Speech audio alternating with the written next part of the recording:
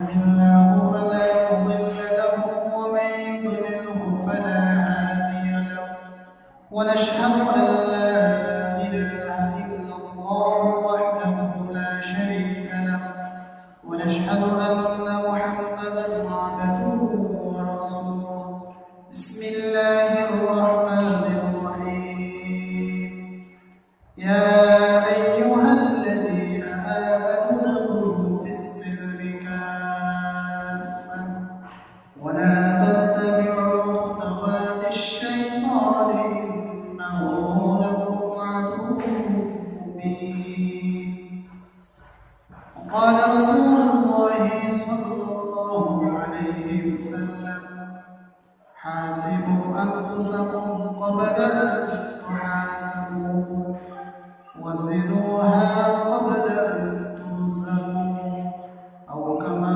قال المصطفى عليه الصلاة والسلام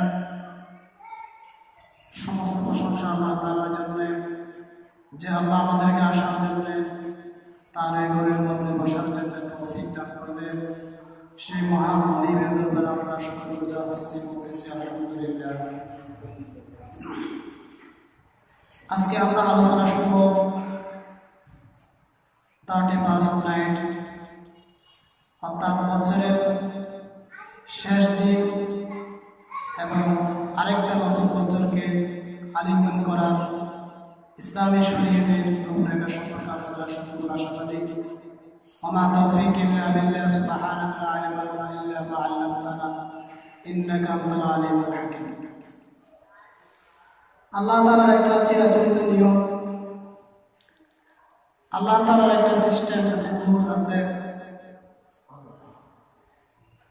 সময় এবং কালের চিরাচরিত নিয়ম হচ্ছে পুরাতনকে বিদায় জানানো, সূচনা হয় নতুন দিগন্তে। পুরাতনকে বিদায় জানানোর মধ্য দিয়ে নতুনত্বের একটা সূচনা হয়ে যায়।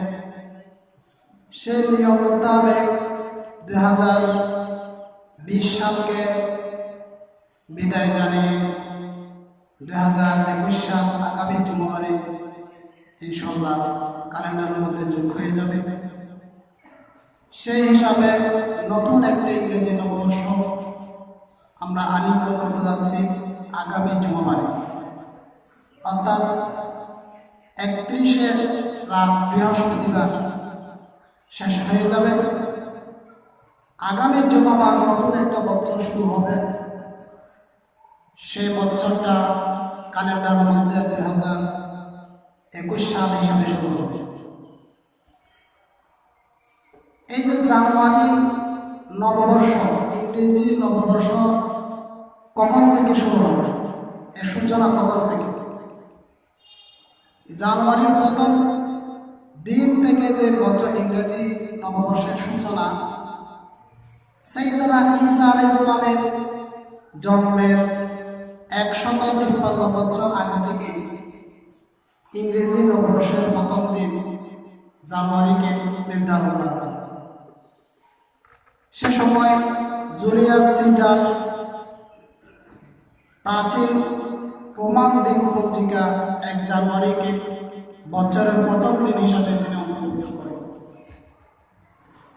567 খ্রিস্টাব্দে ইউরোপের বিভিন্ন অঞ্চলে জানুয়ারির প্রথম দিন থেকে ইংরেজি নববর্ষ শুরু হয়। 1582 সালে গ্রেগরিয়ান দিন পত্রিকা অনুযায়ী ইংরেজি নববর্ষ শুরু হয় জানুয়ারির প্রথম দিন থেকে।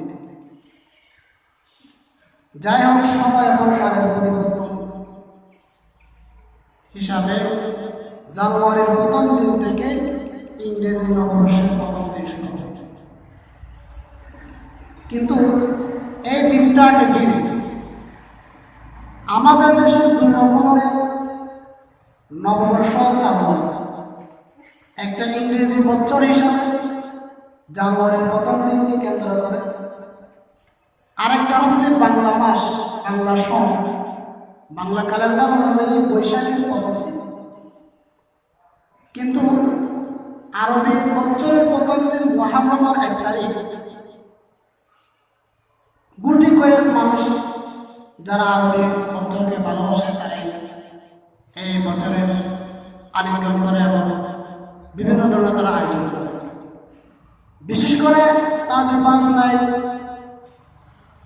31 ডিসেম্বর এই দিনটাকে ঘিরে অনেক রকমের গুনাহ ছড়াছড়ি হয়ে যায়, অনেক রকমের গুনাহের কাজ আমরা করে থাকি। কিন্তু বাস্তবতার দিনকে এবং সত্যতার আলোকে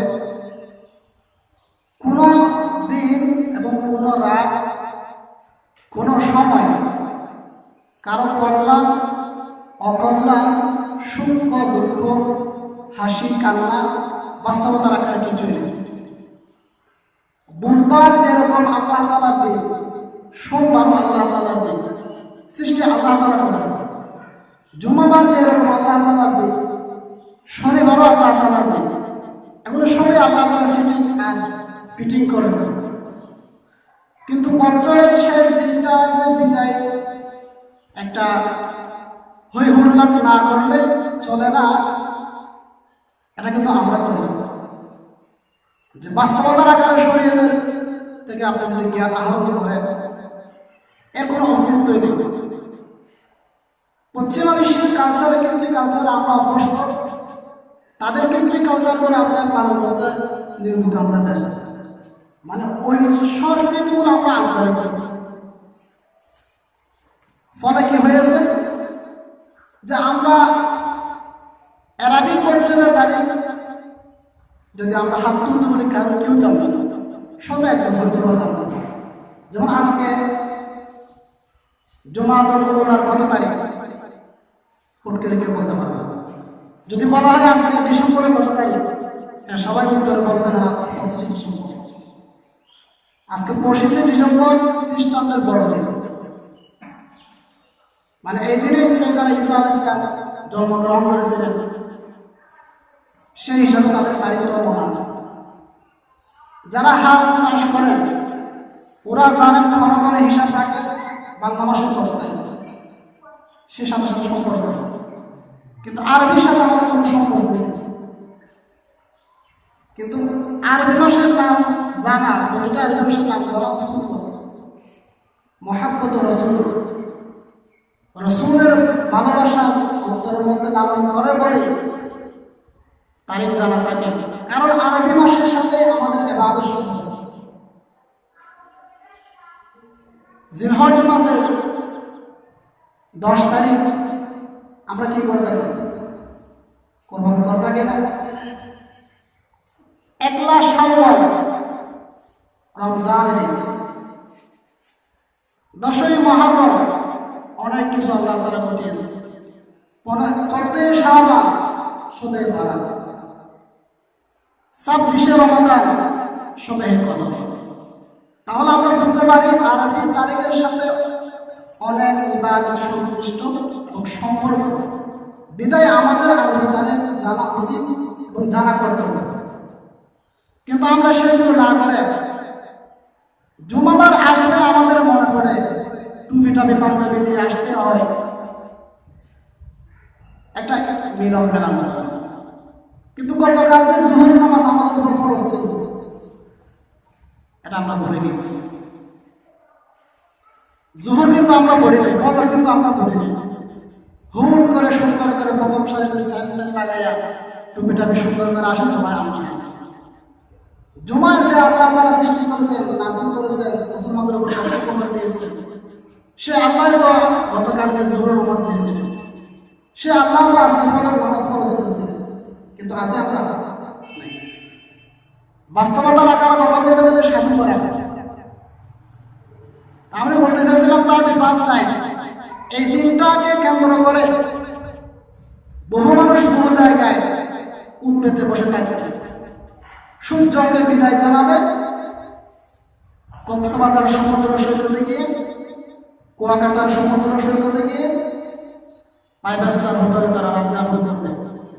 ঠিক যখন 12:01 হবে রাত 31শে ডিসেম্বর, বিভিন্ন দেশে বিভিন্ন রকম 31 নাইট হয় নতুন বছরকে আলিঙ্গন করে। আমাদের দেশে কিন্তু হয় হুঙ্কাটের মধ্য দিয়ে আতশবাজি, মক্কাবাজি। কত নারী সেই দিন বিনা নোটিশে ধর্ষিত হয়ে যায়, বিনা চিঠিতে দাওয়াত পেয়ে মহিলারা ফিরে চলে যায়। এগুলো আমরা করে থাকি। কিন্তু সূর্য ওঠার আগে আল্লাহ তাআলার কাছে অনুমতি চাই যে আজকে সূর্য কি উঠবো না উঠবো না। ডুবার আগে আল্লাহ তাআলার দরবারে, সূর্য আল্লাহ তাআলার দরবারে অনুমতি চাই যে আজ থেকে ডুববো নাকি ডুববো না। যদি আল্লাহ তাআলা উঠতে বলেন, ডুবতে বলেন, তাহলে সূর্যের ক্ষমতা আছে, নতবার কোনো ক্ষমতাই নাই। তাহলে কেন আমি চাঁদ, সূর্য, গ্রহ, নক্ষত্র, তারকাপুঞ্জ সবগুলো মানুষকে সেবা করার জন্য আল্লাহ তাআলা নিয়োজিত রাখছেন, কিন্তু কেন আমি সূর্য মামাকে বিদায় জানাতে কক্সবাজার সমুদ্র সৈকতে যাব? কেন আমি কুয়াকাটা সমুদ্র সৈকতে যাব? এগুলো আগত বাস্তবতা রাখার কিছুই নাই। লোকেরা করে বলে আমি করতেছি, অস্তিত্ব এর কোনো খুঁজে পাবেন না। এই 31 নাইটকে কেন্দ্র করে সোনারগাঁও হোটেল রকমারি আয়োজনে তারা আয়োজন করেছে। 5 তারকা হোটেল শেরাটন বিভিন্ন রকমের মানুষের পকেট থেকে টাকা হাতিয়ে নেওয়ার জন্য বিভিন্ন আইটেম তারা রাখছে। বিল্ডিং এর বাইরে জেনোকান্তি থেকে শুরু করে সব রকমের আয়োজন, ছোট খাদা সব তারা আয়োজন রাখছে, শুধুমাত্র মানুষের পকেট থেকে টাকা হাতিয়ে নেওয়ার জন্য। বর্ণিল অনুষ্ঠান তারা সাজায়, বিভিন্ন মসৃণ কাপড়, বাহিরের সমস্ত পয়েন্ট লাল, নীল, সবুজ রঙের মন্দিরে আলোকে তারা হোটেল মানে শুধু মানুষের কাছ থেকে টাকা নেওয়ার জন্য। কিন্তু আমার রাসূল কি বলেছেন? ক্বালা রাসূলুল্লাহ সাল্লাল্লাহু আলাইহি ওয়াসাল্লাম ইন্নামাল আ'মালু বিল খাওয়াতিম। আপনার আমার প্রিয় নবীজি বলেছেন, যার শেষ সময়টা ভালো, যার শেষ দিনটা ভালো, যার শেষ মুহূর্তটা ভালো, তার সবই ভালো। আর যার শেষ মুহূর্তটা খারাপ, শেষ সময়টা খারাপ, তার সবই নাশ, সবই বরবাদ। সারা জিন্দেগি আপনি ইবাদত করেছেন, সারাটা জীবন আল্লাহকে মুখ দিয়েছেন, চেষ্টা দিয়েছেন আমার রব্বে কারীমকে সন্তুষ্ট রাখবার জন্য, কিন্তু মৃত্যুর সময় ঈমান আপনার হয় নাই।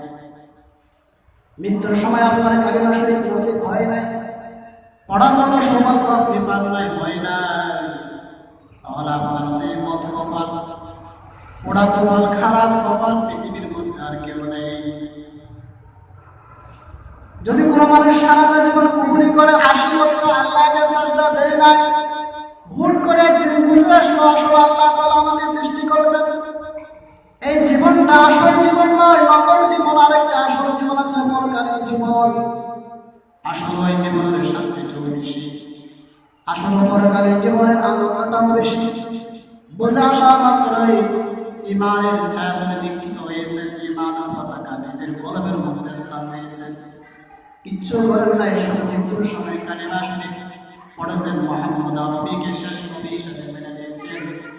ওই সমস্ত মানুষের জন্য আল্লাহ রাব্বুল আলামিন পরকাল মধ্যে অনেক শান্তির ব্যবস্থা রেখে দিয়েছেন। সুবহানাল্লাহ। তো বছরের সারাদিন আমাকে তো বুঝতে হবে, যদি এক বছরে 365 দিন থাকে, তাহলে একটা বছর চলে যাওয়া মানে হচ্ছে আমার জীবন থেকে 365 দিন বিয়োগ হয়েছে। তা আমি কি বড় হয়েছি না ছোট হয়েছি? আমি কি বড় হয়েছি না ছোট হয়েছি? বয়সের দিক থেকে আমি বড়, সময়ের দিক থেকে আমি ছোট। 365 দিন যদি হায়াত থেকে, জীবন থেকে যদি বিয়োগের খাতায় চলে যায়, বয়স হিসাবে আপনাকে কেউ দাদা ডাকবে, কেউ কাকু ডাকবে, চাকরিয়া ভাষায় কেউ বর্দা ডাকবে, হ্যাঁ, কিন্তু আপনি কি বয়সের দিক থেকে বড় হয়েছেন? এটা ঠিক। সময়ের দিক থেকে যদি এই কথা মনে করেন, বিশ্বাস করেন, আমার প্রিয় নবীজি বলেন, হাসিবু ক্বাবলা আন তুহাসাবু ওয়াজিনুহা ক্বাবলা আন তুজানু। সময় আসার পূর্বে নিজের হিসাব দেওয়ার আগে নিজে হিসাব করো। নিজের আমালে সালেহগুলি, ভালো ভালো কর্মগুলি ওজন করার আগে নিজে ওজন করে দেখো কতখানি ভালো কাজ করো। রব্বে কারীমের দরবারে কিয়ামতের ময়দানে 70 বছর জিন্দেগির যখন হায়াতের পাল্লা, হায়াতের মধ্যে যা কিছু করা হয়েছে, ভালো বলেন, খারাপ বলেন, ডান বলেন, বাম বলেন, সবই কিন্তু ওজন করা হবে। মিজান নামক পাল্লার মধ্যে ওজন করা হবে। সেখানে আপনার মন্দের দিকটাও বেশি উঠবে, ভালোর দিকটাও বেশি উঠবে। রাত্রে ঘুমানোর আগে মাথাটা বালিশের সঙ্গে লাগায়া নরম বিছানার মধ্যে শুয়ে শুয়ে চিন্তা করা যে আজকের দিনের মধ্যে কতটা মিথ্যে কথা আমি বললাম, কতটা আমি নামাজ পড়লাম, কতখানি ইবাদত করলাম। 24টি ঘন্টা রাত দিনে মিল হয়, কিন্তু আল্লাহ তাআলার জন্য কত মিনিট আমি বাজার করলাম আজকের দিনে রাতে, কতটা ঘন্টা আমি আল্লাহ তাআলাকে সন্তুষ্ট রাখবার জন্য বাজেট করলাম। যদি আমার ইবাদতটা রাসূলের তরিকা মোতাবেক না হয়, পশ্চিমা বিশ্বের কৃষ্টি কালচার বাস্তবায়ন করবার জন্য বছরটার শেষ দিনে হইহুল্লাটের মধ্য দিয়ে, আতশবাজি আর পট্টাবাজির মধ্য দিয়ে বেগানা নারীকে ভাড়া করে হোটেলের মধ্যে রাখলাম। চাইলে আল্লাহ তাআলা তোমার অঙ্গ প্রত্যঙ্গ ডিসকানেক্ট করে দিতে পারতেন, বিচ্ছিন্ন করে দিতে পারতেন, কিন্তু সময় দিয়েছেন, সুযোগ দিয়েছেন, আর বহুমূল্য দিয়েছেন। সম্পূর্ণ আল্লাহ তাআলা দেখছেন, করেছেন। মানুষ যখন একটা গুনাহ করে 4টা সাক্ষী হয়ে যায়। যে জায়গার মধ্যে আপনি গুনাহ করেছেন মাটি সাক্ষী, যে অঙ্গ দিয়ে আপনি করেছেন সেই অঙ্গ সাক্ষী হয়ে যায়, আর যে সময়ের মধ্যে আপনি করেছেন সেই সময়টাও সাক্ষী হয়ে যায়। 4 নম্বর, আপনার কিরামান কাতিবিন 2টা সিসি ক্যামেরা আপনি চলে, ওই সিসি ক্যামেরার মধ্যে ভিডিও ফুটেজ সব থেকে লেখাপত্র হয়ে যায়। কিয়ামতের ময়দানে যখন আপনাকে, আপনি অমুক তারিখ অমুক সময়ে অমুক জায়গার মধ্যে অমুক অঙ্গ দিয়ে আপনি এমন গুনাহ করেছেন, বান্দা তখন কিয়ামতের ময়দানে অস্বীকার করবে।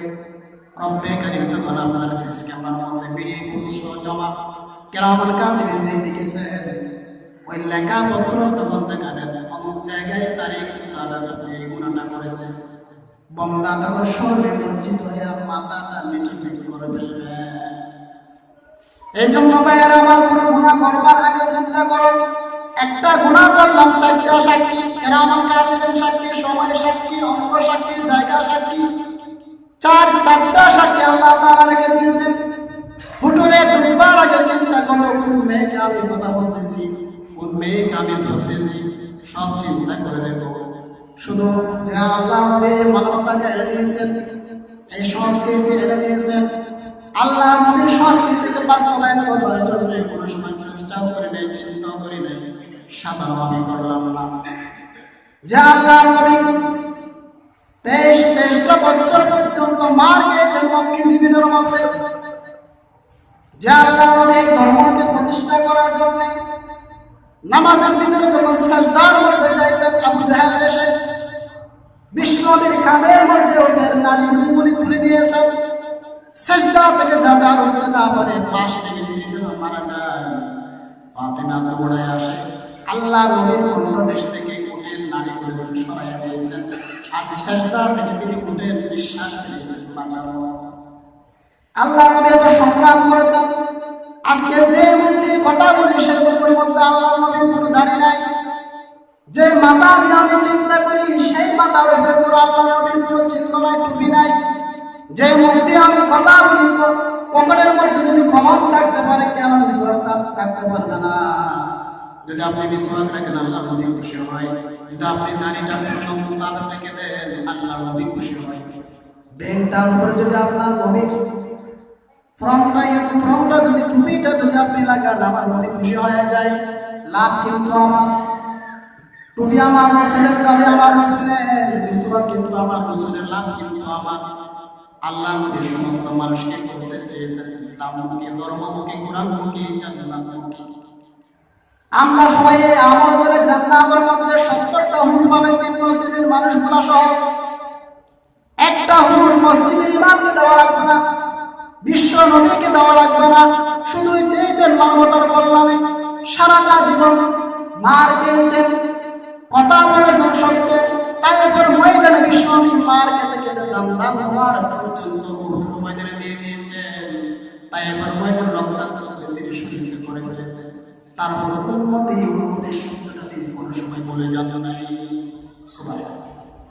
সে আল্লাহ নবীকে খুশি করার জন্য 35 নাইট তিনি পালন করতে হয়। জুনায়েদ বুগদাদি রাহমাতুল্লাহি তাআলা আলাইহির কাছ থেকে শিখো। জুনায়েদ বুগদাদি রাহমাতুল্লাহি তাআলা আলাইহিকে প্রশ্ন করা হয়েছে, আপনি এত বড় ওলি কেমনে শিখেছেন? আপনি এত বড় মাকামের মধ্যে উঁচু স্থানের মধ্যে কেমনে আপনি পৌঁছেছেন? জুনায়েদ বুগদাদি রাহমাতুল্লাহি তাআলা আলাইহি বলে, ভাই লাগাতার 30টা বছর পর্যন্ত আমি যখন ঘরের ঘুমের মধ্যে যখন আমি যাইতাম, একটা নয় দুইটা নয় 30টা বছর পর্যন্ত যখন আমি ঘুমের ঘরে যাইতাম, বেডরুমের মধ্যে যখন যাইতাম, একটা খাতা লইতাম, হাতের মধ্যে একটা আমি কলম রাখতাম, এবং করে 30টা বছর পর্যন্ত প্রতিদিন রাত্রে ঘুমানোর আগে ডান পক্ষ আর বাম পক্ষ আমি হিসাব করতাম, যে আজকের সারা দিনের মধ্যে আমি কয়টা মিথ্যে কথা আমি বললাম সেটা বাম সাইডে দিতাম। আজকে সারাদিন আমি কয়জন মানুষের গীবত করতাম, গীবতের গুণাটা আমি বাম সাইডের মধ্যে স্থান দিতাম। আজকে কতজনের সঙ্গে আমি ধোঁকাবাজি করেছি, তাও আমি বাম পক্ষের মধ্যে স্থান দিতাম খাতার মধ্যে। আর আমি যদি কোনো ভালো কাজ করে থাকি, আল্লাহকে যদি মনে করে শ্রেষ্ঠ দিতে পারি, যদি রাখতে পারি, পরোপকার যদি আমি করতে পারি, সেটা আমি ডান সাইডে স্থান দিতাম। যদি আমার অনাকাঙ্ক্ষিত কারণে আমার ভুলবশত কোনো যদি মিথ্যে কথা হয়ে যায়, কোনো ধোঁকাবাজি হয়ে যায়, কোনো গীবতের গুনাহ হয়ে যায়, সাথে সাথে আমি না ঘুমাইয়া আল্লাহ তাআলার দরবারে সেজদা করে যেতে গুনাহটা আমার হয়ে গিয়েছে। আমি নাফরমান কিন্তু আপনি মেহেরবান, আমি নাফরমান কিন্তু আপনি মেহেরবান। সারাটা জীবন আপনার মেহেরবানি দিয়ে আমি চলি, কিন্তু আমি নাফরমান বান্দা। আল্লাহ তুমি ক্ষমা না করলে কিয়ামতের ময়দানে কোটি কোটি মানুষ আমাকে বেঈমান বলবে। আজকে জুনায়েদ বুগদাদিকে একজন ওলি হিসাবে, বুজুর্গ হিসাবে পৃথিবীবাসীরা চেনে, কিন্তু কিয়ামতের ময়দানে আমার রব্বে কারীম যদি আমার গুনাহ সমূহ মাফ না করেন, আমাকে বেঈমান হিসাবে মানুষেরা কিয়ামতের দিন মনে করবে। এই বড় বড় তিনি কান্নায় ভেঙে পড়তেন, আল্লাহ তাআলার দরবারে ক্ষমা চাইতেন। আর যদি সারাটা দিনের মধ্যে কোনো ভালো কাজ হয়ে যায়, ওই ভালো কাজের জন্য শুকরিয়া করে 2টা সাজদা দিতেন, আরো বেশি বেশি ভালো কাজ করার জন্য তিনি তৌফিক চাইতেন। এভাবে 30টা বছর আমি সাধনা করার পর আমাকে আল্লাহ তাআলা আলা মাকাম দিয়েছেন, উঁচু মাকাম দিয়েছেন, উঁচু স্থান দিয়েছেন। মানুষেরা আমাকে জুনায়েদ বুগদাদি একজন ওলি হিসেবে মানেছে। 30টা বছর আমি সাধনা করেছি, সারা দিনের মধ্যে কয়টা মিথ্যে কথা আমি বললাম, কয়টা গীবত করলাম, তাও লিখা আছে বাম সাইডে। এবং সারাটা জীবনের মধ্যে 30টা বছর আমি সাধনা করলাম, প্রতিদিন আমি লিখতাম আজকে কয় রাকাত নামাজ পড়তে পারলাম, কয়টা পরের ভালাই করতে পারলাম, সেটা ডান সাইডে স্থান দিতাম। এভাবে করতে করতে মুহাসাবা, হিসাব করতে করতে আল্লাহ আমাকে এই মাকামে পৌঁছিয়েছে। কিন্তু ভাইরা আমার, জীবন থেকে 304টা দিন, 360টা দিন চলে গেল। বয়সের দিক থেকে আমি বড় হয়ে গেলাম, সময়ের দিক থেকে আমি ছোট হয়ে গেলাম। জীবনে কোনো সময় হিসাব করে নাই, এক সপ্তাহের হিসাবও আমার কাছে নাই, এক মাসের হিসাবও আমার কাছে নাই, একটা বছরের হিসাবও আমার কাছে নাই। 40টা বছর হায়াত পেলাম, তারও হিসাব আমার কাছে নাই। হিসাব করো, হিসাব করো। যদি হিসাব করো তাহলে গুনাহ করা যাবে না, কারণ গুনাহের খাতা বেশি হয়ে যাবে, সওয়াবের খাতা কমে যাবে। এই জন্য আল্লাহ তাআলা সময়টা দিয়ে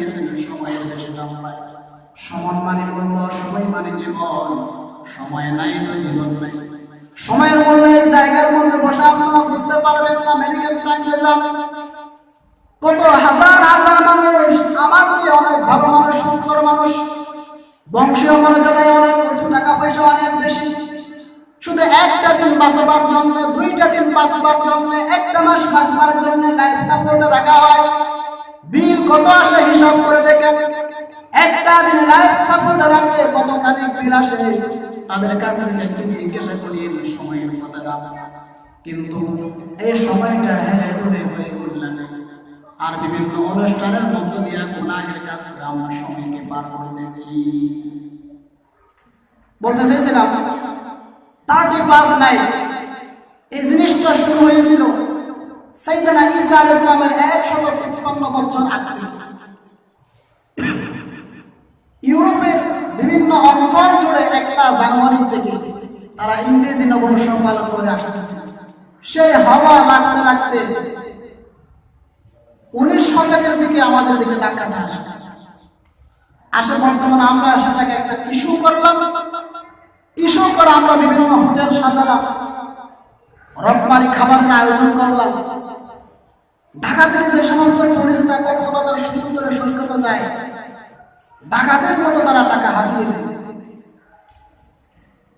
তারা তো টাকার মূল্যই দেয় না, আর জিনিসের কি দ্রব্যমূল্য কি দাম সেটা তারা জানে না।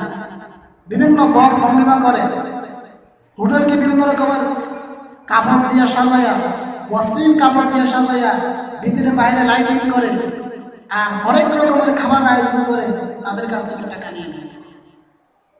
আমাদের দেশে বিভিন্ন দেশে তো বিভিন্ন রকম হয়ে থাকে নববর্ষ পালন, কিন্তু আমাদের দেশে হয়ে থাকে 31শে ডিসেম্বর রাত যখন ঠিক 12টা 1 মিনিট হবে, তখন আমরা নাচ গান, ডিজে পার্টি, আটসাটো নগ্ন পোশাক, আতশবাজির মধ্য দিয়ে এবং হই হুল্লাটের মধ্য দিয়ে আমরা ইংরেজি নববর্ষকে আমরা পালন করি।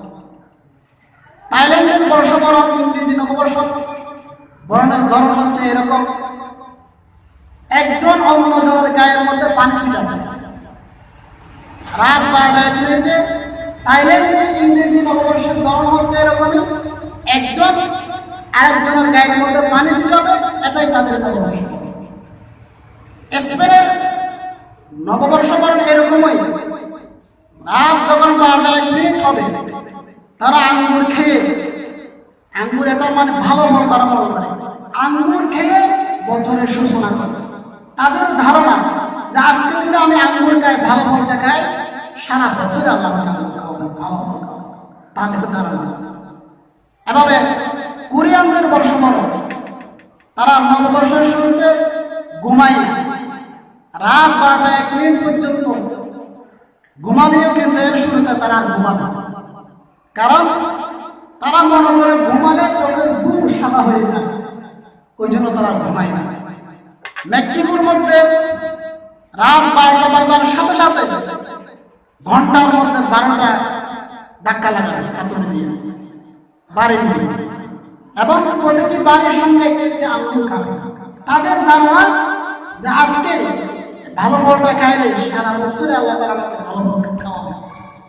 ভিয়েতনামের মধ্যে বুড় হওয়ার সাথে সাথে, নববর্ষের প্রথম দিন বুড় হওয়ার সাথে সাথে শিক্ষকদের নিকট তারা যায় দীর্ঘায়ু কামনা করে, দোয়া চায়, এটা তাদের সংস্কৃতি।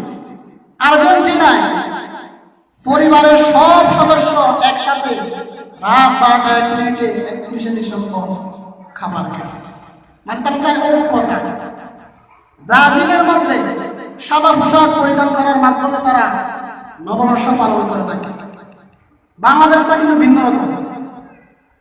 যত খারাপ কাজ আছে সব সেদিন তারা করে থাকে, মানে পাপ পুণ্য যা আছে সব কক্সবাজার সমুদ্র সৈকতে দিয়ে আসে। আমরা কেউ পবিত্রতার গোসল করে একদম নতুন দাসে নতুন সাজে একদম পবিত্র। আমাদের ধর্মটাই এরকম। বৈশাখী, একলা বৈশাখী আমাদের দেশে 2টা বছর পালিত হয়, 2 ধরনের। একটা হচ্ছে কি বাংলা ক্যালেন্ডার হিসাবে বৈশাখ মাস, যে রমজান বছর বলে পান্তা ইলিশ, আর ইংরেজি নববর্ষ, এগুলো আমরা পালন করি। যাওয়ার পর দেখতেছে তাদের নমরুজ ছিল দুইটা আনন্দের দিন ছিল, একটা হেমন্ত মাস। সেই 2 দিন আসলে তারা আমোদ প্রমোদ খেলা করবে। রসুল বলতেছে এই দিনে তোমরা খেলা এদিন করতেছ? বলে যে আমরা এগুলো আপনি আসার আগ থেকে আর জাহালি জামানা থেকে এগুলো করতাম, তা আমরা করতেছি। আমার রসুল বলতেছেন তোমাদের এই 2টা দিনের পরিবর্তে আল্লাহ তাআলা 2টা ঈদের দিন দিয়েছেন, খুশির দিন দিয়েছেন। একটা রমজানের ঈদ আর একটা কুরবানের ঈদ। জাহেলি জামানার 2টা ঈদের পরিবর্তে আল্লাহ তাআলা কয়টা ঈদ দিয়েছেন? 2টা ঈদ দিয়েছেন, একটা রমজানের ঈদ আর একটা কুরবানের ঈদ। যদি খুশি করতে হয় সেই দিন করো, ইসলাম ধর্ম সাপোর্ট করো, কিন্তু এই দিন করবেন না যে বসবাসের মধ্য দিয়ে অপসংস্কৃতির মধ্য দিয়ে পশ্চিমা বিশ্বের কৃষ্টি কালচারের মধ্য দিয়ে আমাদের এরকম নয়, এটা মানে ঠিক নয়। আর রাসূল বলেছেন মান তাশাব্বাহা বিকওমিন ফাহুয়া মিনহুম, যে মানুষ যে জাতির সংস্কৃতিকে আঁকড়ে ধরে, যে মানুষ যে জাতির সংস্কৃতিকে পালন করে, কিয়ামতের দিন সেই জাতি হিসাবে গণ্য হবে। তাদের হাসর নাসর তাদের সঙ্গেই হবে। এই জন্য আমাকে বুঝতে হবে যে আমি যেটা করতেছি সেটা ইসলাম সাপোর্ট করে কি।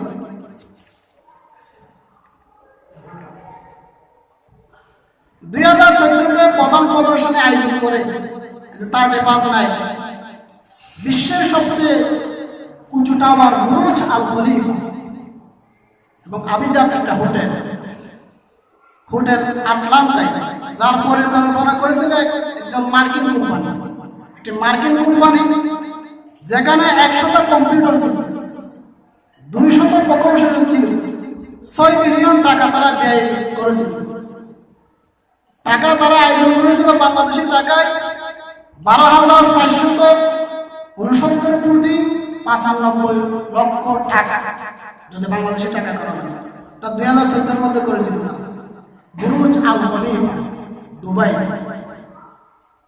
সেখানে আবার 2013 সালের মধ্যে দুবাইয়ের মধ্যে দেশটির একটা উপকূলীয় এলাকা 94 বর্গ কিলোমিটার জুড়ে এই 6 মিনিট ব্যাপী তারা একটা আতশবাজি আয়োজন করেছিল। সেখানে 5 লক্ষ মানুষ 6 মিনিটে অংশগ্রহণ করেছিল, যার প্রস্তুতি চলেছিল 10 মাস ব্যাপী। কুয়েতের মধ্যে 1 ঘন্টা ব্যাপী আতশবাজি প্রদর্শনীর মাধ্যমে 70,000 মানুষ অংশগ্রহণ করেছে। আমরা যাদেরকে মডেল মনে করি তারা এই 35 নাইট আয়োজন করে লক্ষ লক্ষ টাকা তারা পশ্চিমা বিশ্বের আদলে সংস্কৃতি বাস্তবায়ন করবার জন্য খরচ করেছে।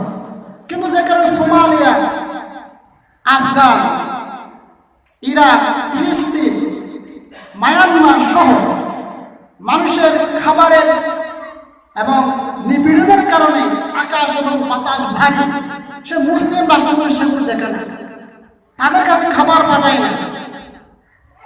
ইহুদি এবং খ্রিস্টানদের টার্গেট যেখানে দিনের পর দিন, মাসের পর মাস গুলির আঘাতে জর্জরিত হয়ে যাবে মুসলমান, গুলির নিশানা বস্তু হিসাবে যেখানে বাস করে, যাদের চরিত্র পুরুষের বাস্তবিকতা থেকে উচ্ছেদ করা হচ্ছে, সেই বিষয়ে তাদের কোনো কথাই নেই। শুধু পশ্চিমা বিশ্বের আদলে তারা কেন চলবে, কেন বাস্তবায়ন করবে, এটা তাদের মন মগজে মননশীলতায় রূপরেখা শেখানো সবসময় এরকম। আমি আশা করি ইনশাআল্লাহ আগামী বৃহস্পতিবার 31 ডিসেম্বর রাত 12টায় যাতে আমরা এই সমস্ত কুসংস্কার থেকে বেঁচে থাকবো এবং জিন্দেগির হিসাব করবো। ওয়া আখিরু দাওয়ানা আলহামদুলিল্লাহ।